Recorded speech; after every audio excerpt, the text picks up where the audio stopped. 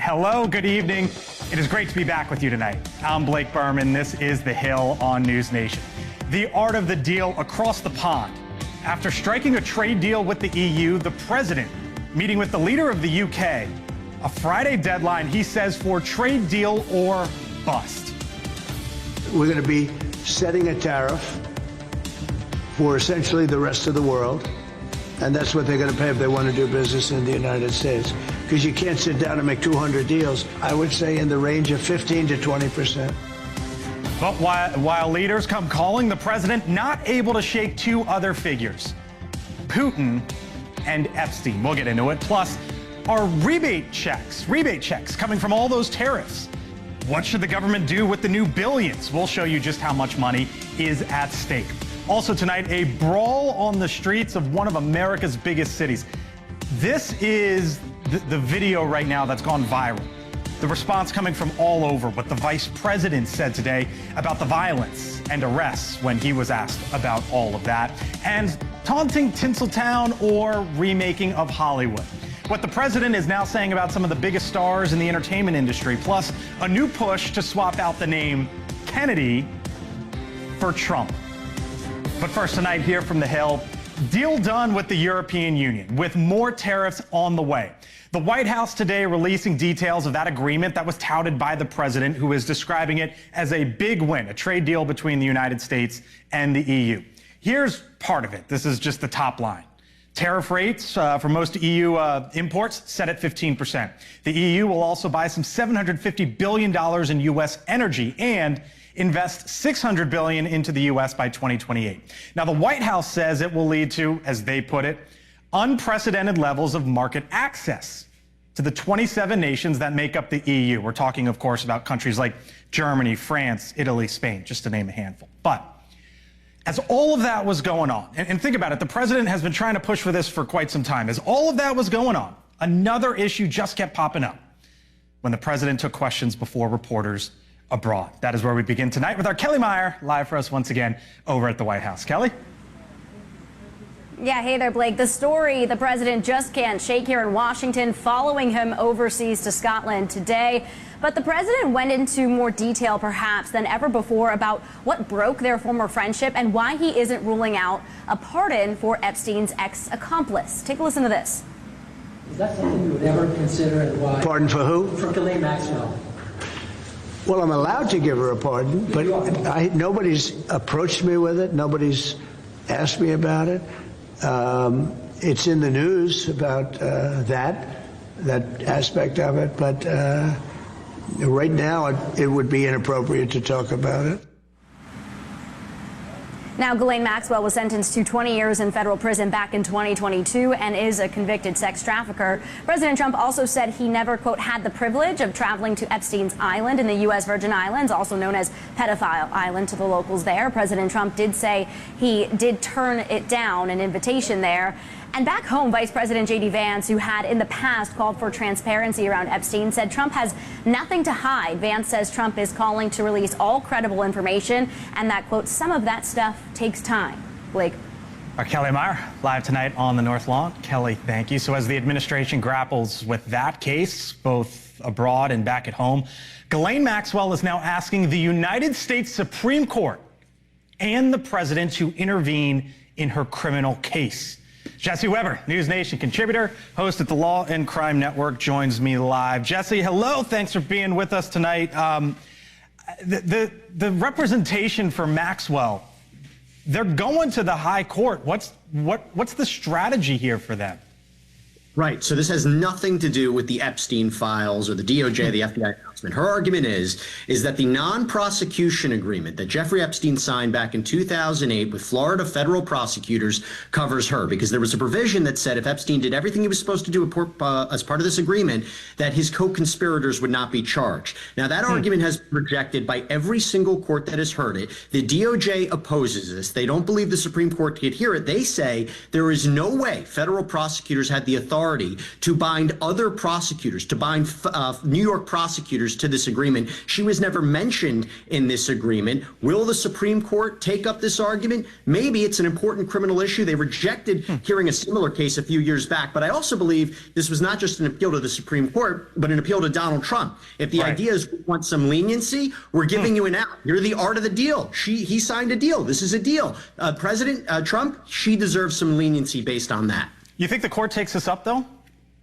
Difficult to say. Again, I think they've rejected a similar kind of case a few years back, but this is very high profile. This is not the first time we've dealt with a non-prosecution agreement and how it applies to others. So they may ultimately hear it. We'll get a decision about whether they'll hear it in September, and then we'll move on to arguments if they actually do decide to hear it.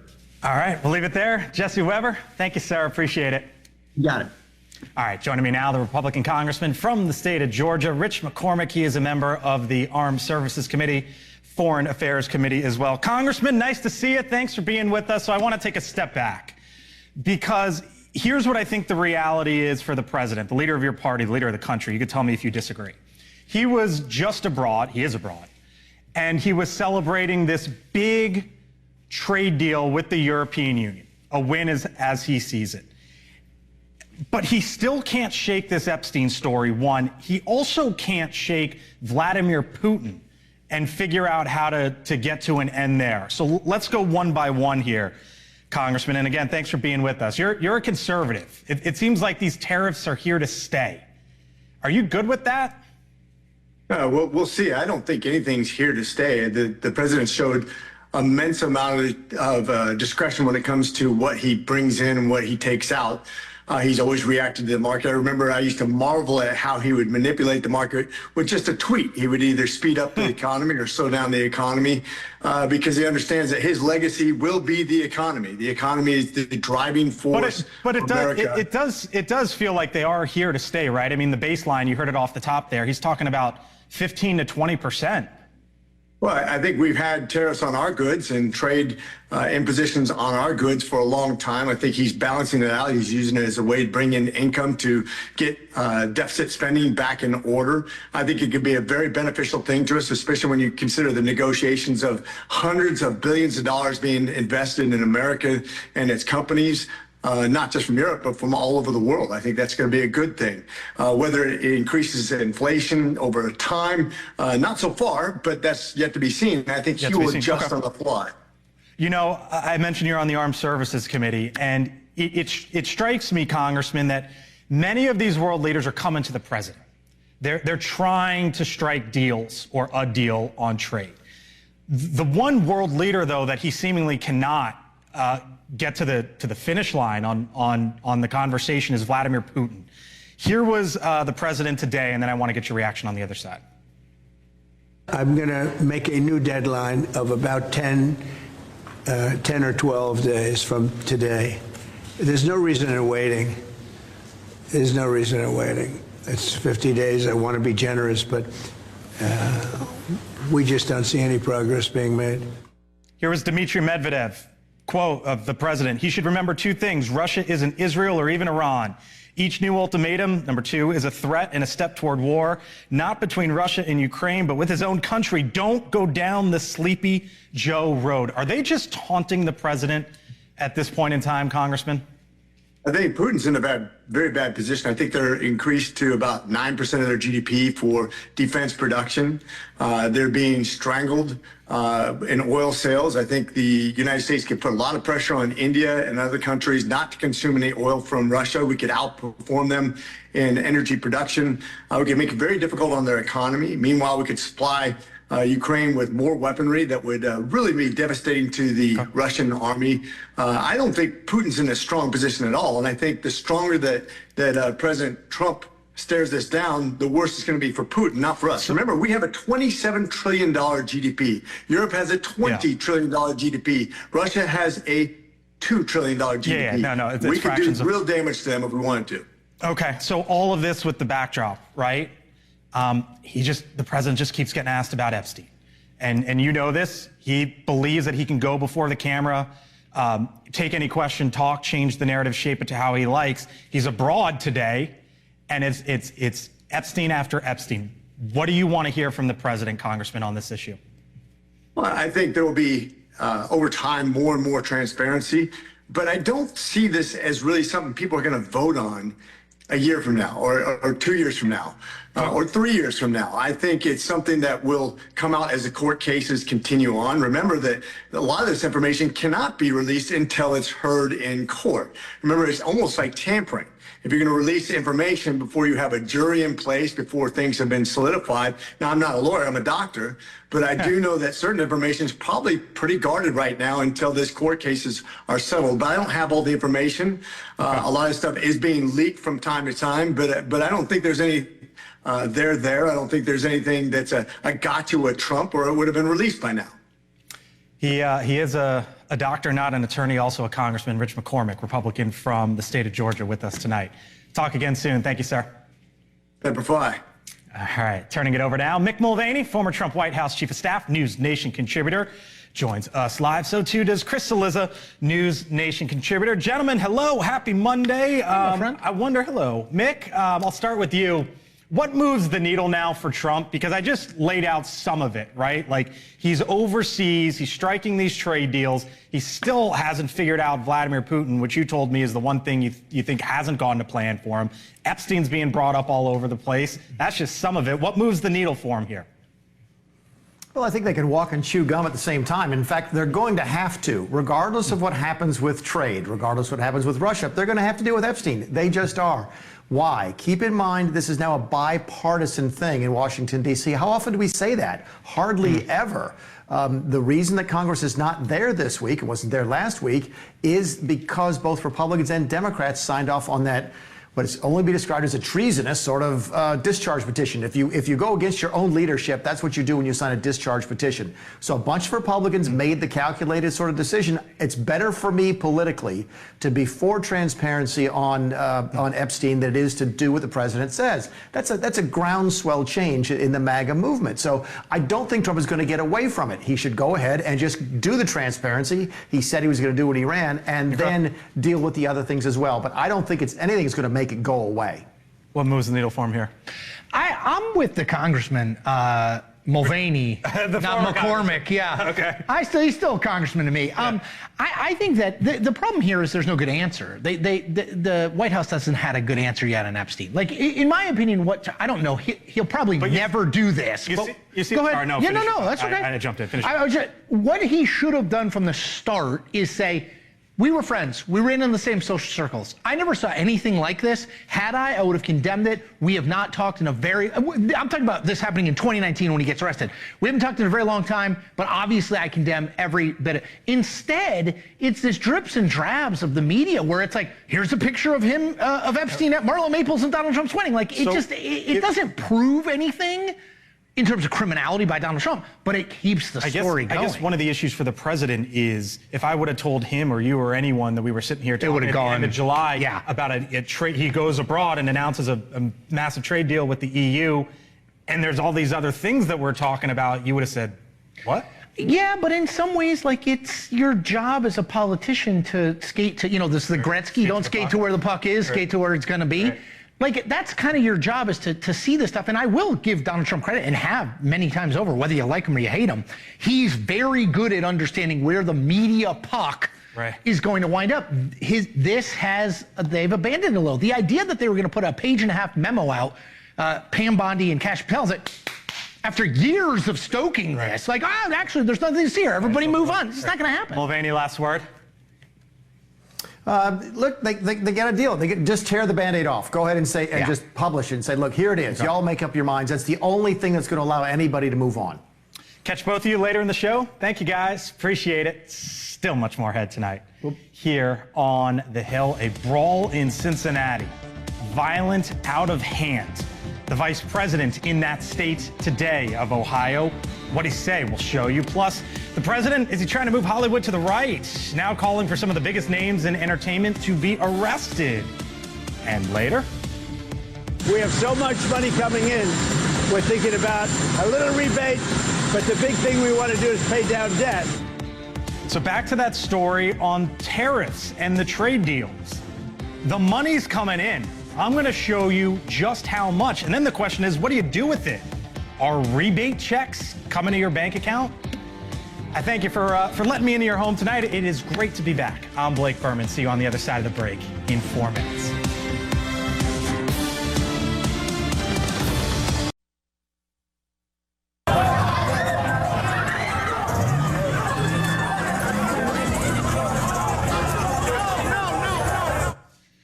Hard to watch. Shocking video there. Brawl downtown Cincinnati. It's gone viral. Police now say 5 suspects under arrest in the weekend fight that left 2 people seriously hurt.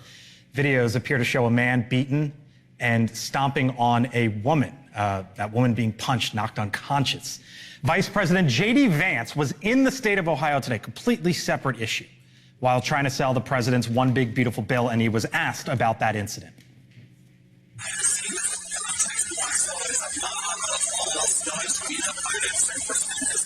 Obviously bad video there. The vice president basically said he didn't know the full context of it. And of course that anybody involved should be arrested. But he also went on to say, if you're going into America's biggest cities, you should feel safe. You should be able to go in and have a nice time.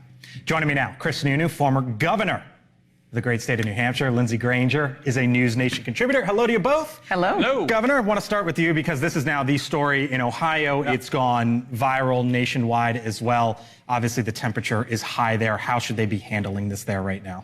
Well, unfortunately, they're going to make politics out of it, right? Because Ohio is a bit of a political hotbed right now. You have a governor's race, you have other races coming up.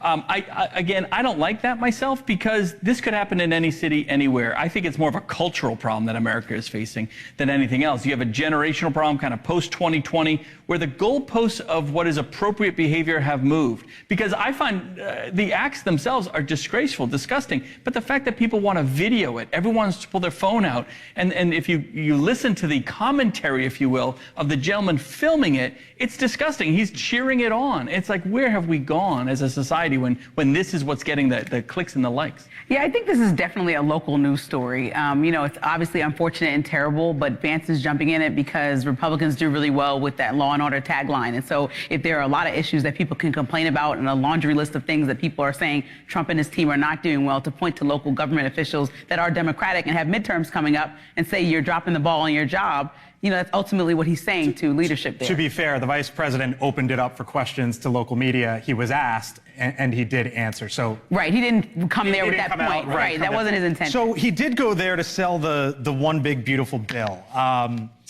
I find it interesting. Normally, like, you pass signature legislation, you get out on the road, and the president will say, this is my thing, this is why it's so amazing, and this is why it's awesome for you.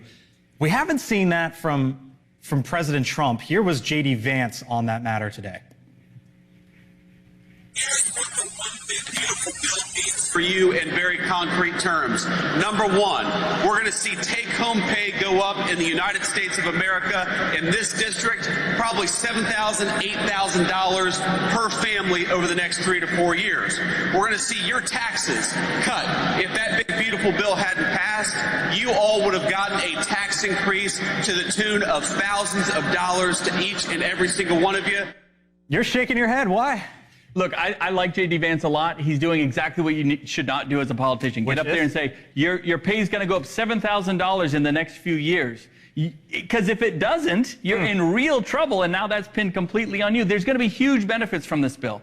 You don't go out on a limb and say things that maybe or maybe not be true, but everyone can then go. So what do you think his motive here is? It to sell the bill or to position? Well, his motive is that he's got a much bigger political future than even President Trump, right? I mean, he's thinking about 28. He's thinking about running, and he wants to help that Republican ticket specifically in Ohio. Tout some of the. We've heard all the negatives of the bill, right, and the Medicaid stuff and all of that. Now they want to tout a lot of the positives. It is polling underwater politically. That's right. So he's trying to get that back. It's the right thing to do. I just don't really love what he said. All right. I think we got a sneak peek of the Vance midterm mission. This is what he's going to do. I think that he's going to be the face of it because President Trump understands that he doesn't need to have the same appetite he did when he was campaigning again. And so Vance is going to take that charge, and everyone knows that he's lining himself up to be possibly the next president. And so on top of that, by being on the front of all these issues, he has to carry why this happened. If he becomes president in a couple of years, he has to explain that big, beautiful bill if it lands or doesn't with the American American people. And just real quick, a poll by Fox said 58% of Americans do not like this big, beautiful bill. It's so underwater. he needs to make get sure out that there. he gets that message Which is out. why I bring up the point. I'm sort of surprised that President Trump hasn't done it himself. Maybe we'll see that down the line. He's a little busy.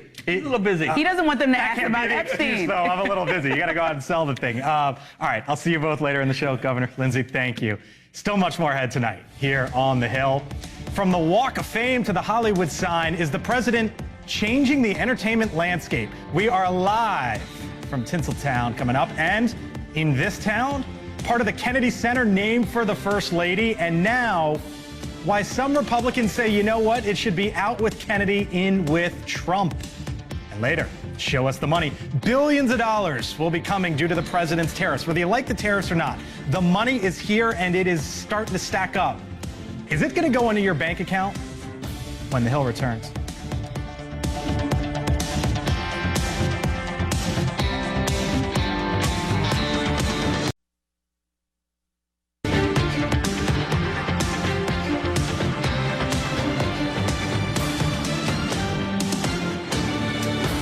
Welcome back here to the Hill on News Nation. Out to Hollywood Hills now. You know, Hollywood has always been known to have a liberal slant, to put it mildly, when it comes to politics. But under a president whose last job before becoming commander-in-chief was host of a TV reality show, many see a possible shift coming to the movie-making industry. And he has been taking aim at megastars in the recent days. Oprah and Beyonce, just to name a couple. Even calling for their prosecution. Our Nancy Liu, live out in Southern California with the latest. Nancy? Well, Blake, here in California, Democrats still outnumber Republicans by nearly 2-1. And many Hollywood celebrities, they are known to lean left. And that held true in the last election when President Trump cruised to victory over Kamala Harris. Philadelphia, welcome the next president of these United States, Kamala Harris! And right before Election Day, Oprah stumped for Kamala Harris in Philadelphia. Before that, a major rally in Houston featuring Beyonce. Federal election data shows the Harris campaign paid over $165,000 to Beyonce's production company for that rally, and Oprah's company, Harpo, received $1 million. President Trump contends those fees amount to illegal payments for endorsements. Well, so far, no indications of any celebrity criminal charges in the works. Meantime, President Trump aims to flip the script on Hollywood by naming Sylvester Stallone, Mel Gibson, and Jon Voight as his special ambassadors. The outspoken Trump supporters are tasked with revitalizing the industry and bringing back the golden age of Hollywood, which is still reeling from the pandemic and labor strikes. Now, Governor Gavin Newsom recently expanded California's tax credit program to $750 million, and that is to lure productions back here to Hollywood. Blake? The president also threatening tariffs to try to keep production stateside as well. Our Nancy Liu live for us in Southern California tonight. Nancy, thank you. Full panel here hanging with me for the next half hour or so. Chris Sununu, former governor of New Hampshire. Lindsey Granger, NewsNation contributor. Carla Sands, former U.S. ambassador to Denmark and Greenland in the first Trump administration. And Chris Cillizza, NewsNation contributor. Mick Mulvaney hanging out with us virtually as well, NewsNation contributor. Hello, Mick.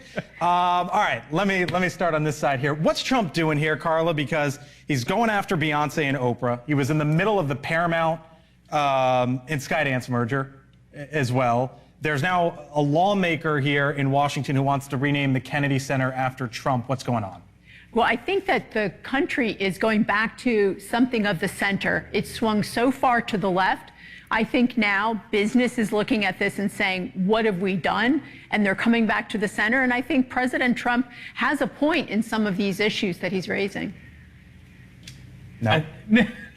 Look, I think it's a little silly. I think he's throwing gasoline on the fire. He watched what, Hunter Biden tried to take down George Clooney and all this. I mean, none of these endorsements and none of this stuff really matters in the case of elections or anything. But I think if anything, he's just trying to stoke the fires. I mean, I think he needs a bigger bench than Stallone, Voight, if John Voight's upset at anything, it should be his acting in the movie Anaconda. Just a disaster. Wow. But you need a bigger bench than that. John Voight attacks. Didn't see that coming. He's a good guy. What's going on here?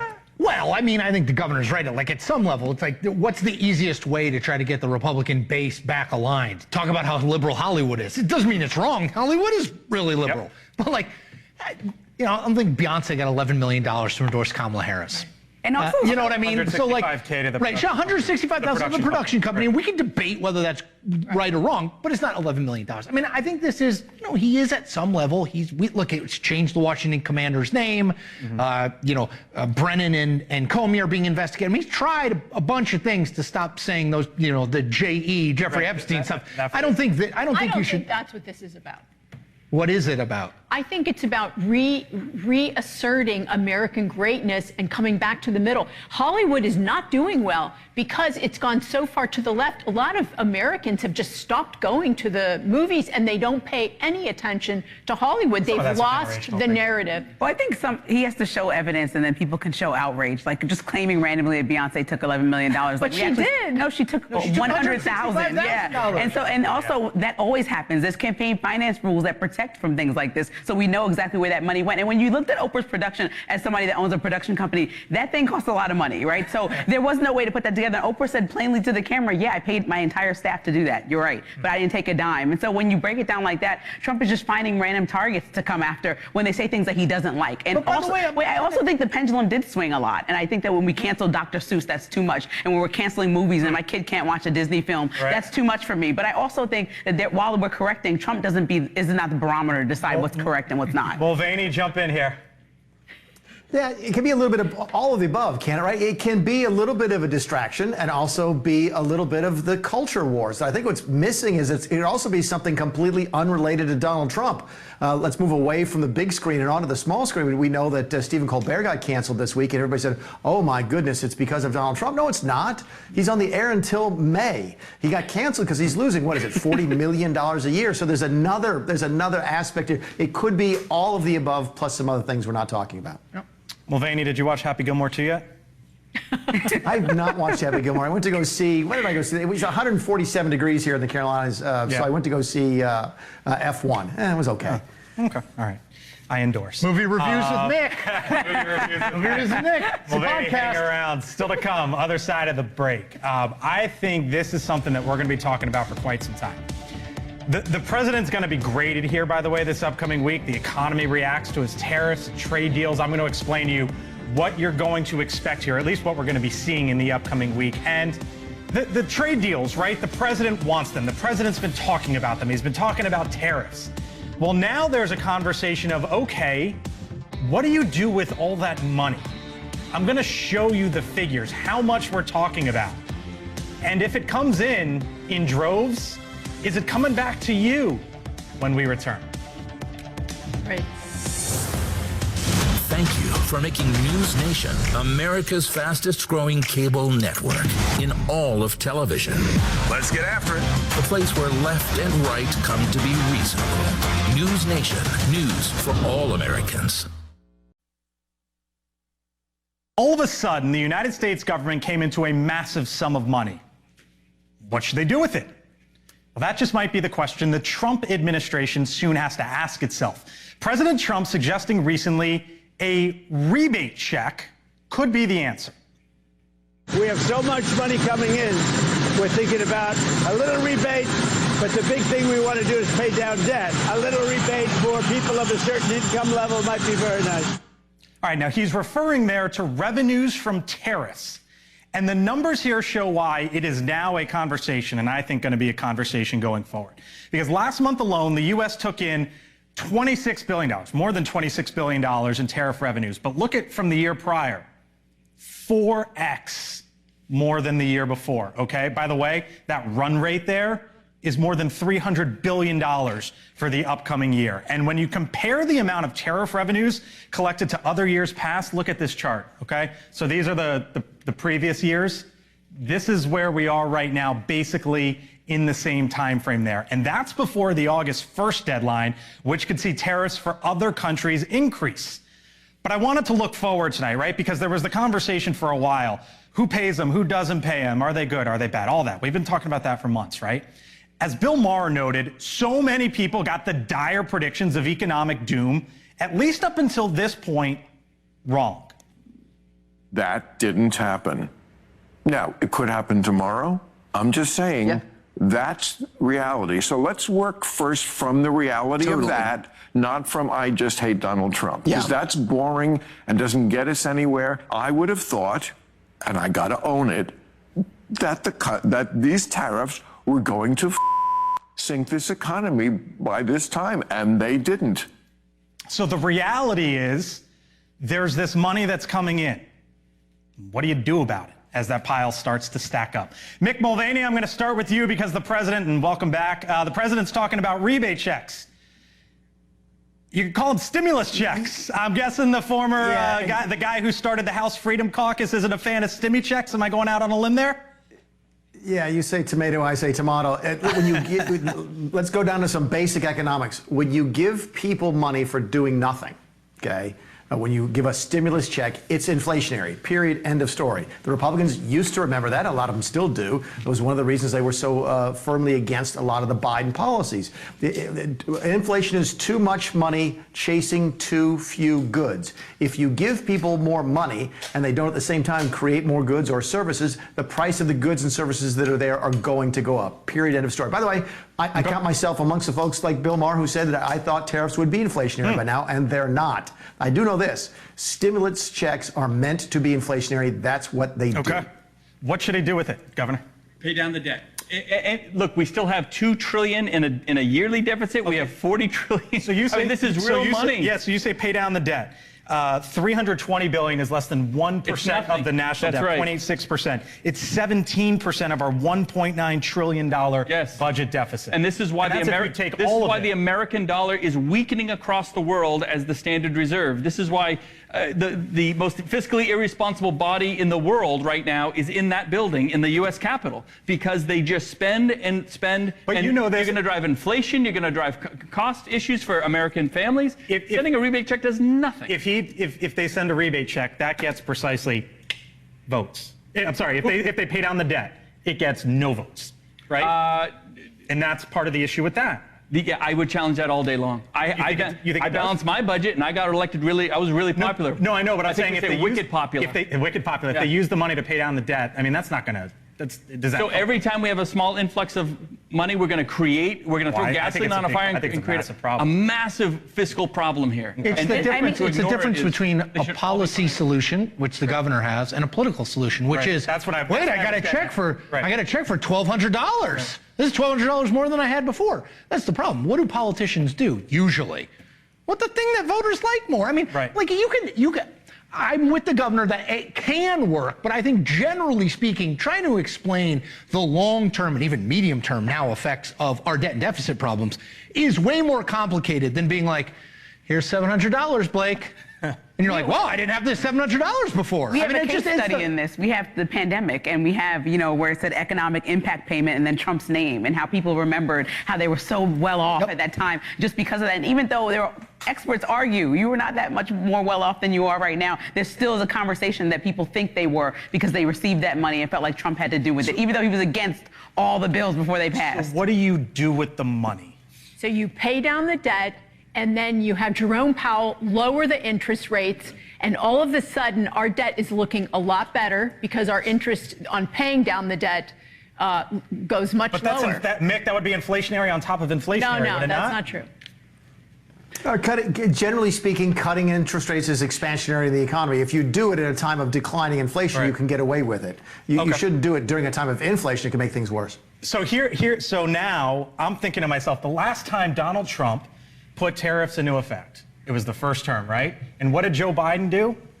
He kept every single tariff in the book and then added on to it. So now I'm going a couple steps down the road, which is, okay, let's just say these $300 billion, come year after year after year. Democrats now say, wait a minute, what about the care economy? What about funding this? What about funding that? Then all of a sudden you basically have a new government program, no? Yeah, I mean, I think that's what. See, that put a smile on your face, did it not? I mean, I think that's what we're asking Americans to pay down the debt through, what is it, Venmo or PayPal? I think we have to figure out a better solution than where we are now. I also think, contradictory to all this, Pete Hegseth just sent some money over to fix Trump Qatari jet and fix that up. And so all this money that he's getting personally for his library by suing ABC and CBS, like we talked about earlier, he can also put that towards the debt if Americans are being asked to I still go back to the governor's point. I remember a time, I mean, I'm 49, I'm not that young, but I'm also not that old, where like both parties talked, certainly Republicans. John McCain's entire 2008 campaign was based around, we are giving a debt deficit to our grandchildren that is unsustainable. Paul Ryan got to be speaker and then got on the ticket because of his we need to reform entitlements. The abandonment of it, the Democratic Party hasn't picked up the sort of mantle of that, but it's a giant budget. Yes, yes. So the American people are very worried about the debt. Yeah, no, I agree. I talk about it more than anyone. The car crash is coming. 8 years from now, it all goes bankrupt at the same time. So here's what I think, in part, the new reality is going forward. Tee up the soundbite from the president today on baseline tariffs. We're going to be setting a tariff for essentially the rest of the world.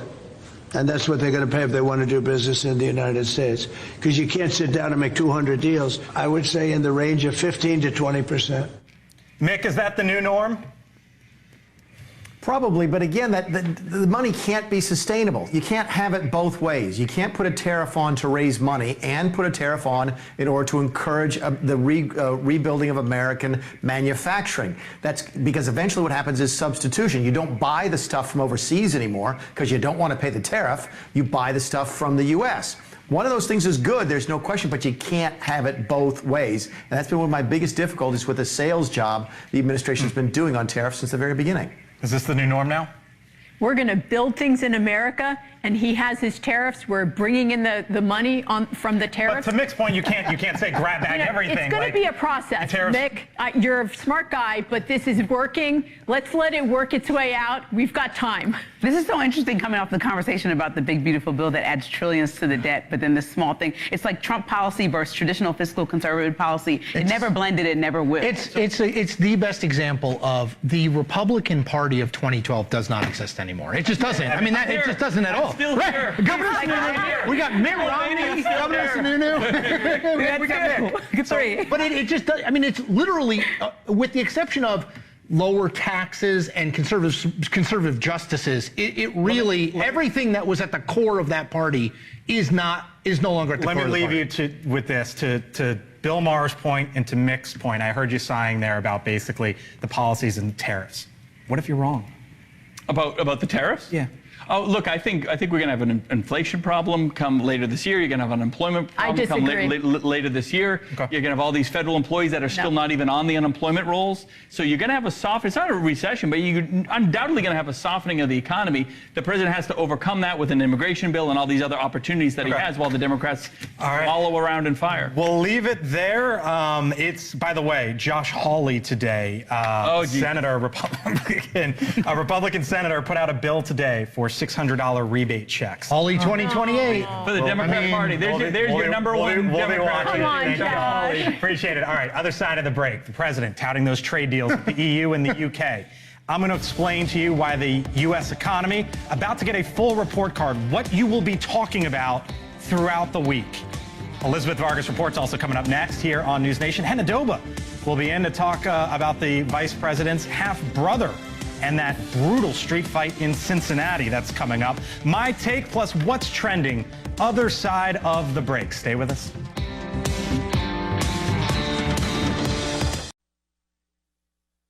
Catch up on your day. Here are some of the top stories that are trending right now on thehill.com. Ghislaine Maxwell, this popped mid-afternoon.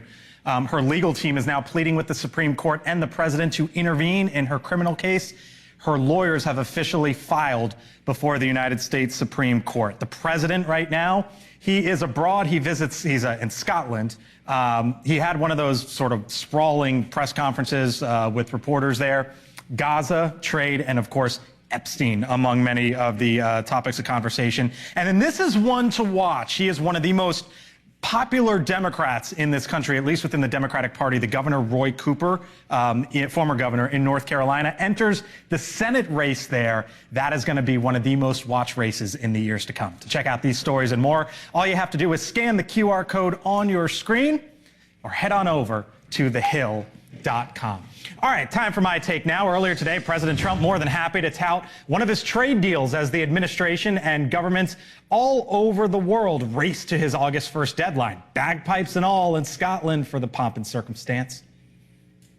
The trade deal was made with UK. The Prime Minister did a great job. You know, they've been trying to make that deal for 12 years, and he got it done. It's going to be a lot of jobs for here and great for America. Now, while the focus is on deals made and possibly deals to come, this week we will also be getting, I guess you could call it a full-body checkup on the state of the U.S. economy, because tomorrow comes the JOLTS report. That's how many jobs are available, plus consumer confidence. On Wednesday, GDP for the second quarter, which covers the first 3 months of tariffs. That is likely, by the way, to be the sideshow to Jay Powell, as the chairman of the Federal Reserve will announce whether interest rates will drop like the president wants or if they will stay the same. But that's not all. This Thursday, we also get an updated reading on how much you and I are paying for all sorts of things. Inflation. And then TGIF, the first day of August, this Friday, will bring the new jobs report and the updated unemployment rate. Add it all up. Numbers coming in throughout the week. There will be plenty of opinions, we have no doubt, throughout. But by Friday, there just might be a new narrative where the U.S. economy actually stands and in what direction we suspect it might go from there. I thank you so much for watching us tonight here on The Hill. As I mentioned, it is fantastic to be back. I'll be with you tomorrow. Thanks for joining us tonight. I'm Blake Berman. Have a good one.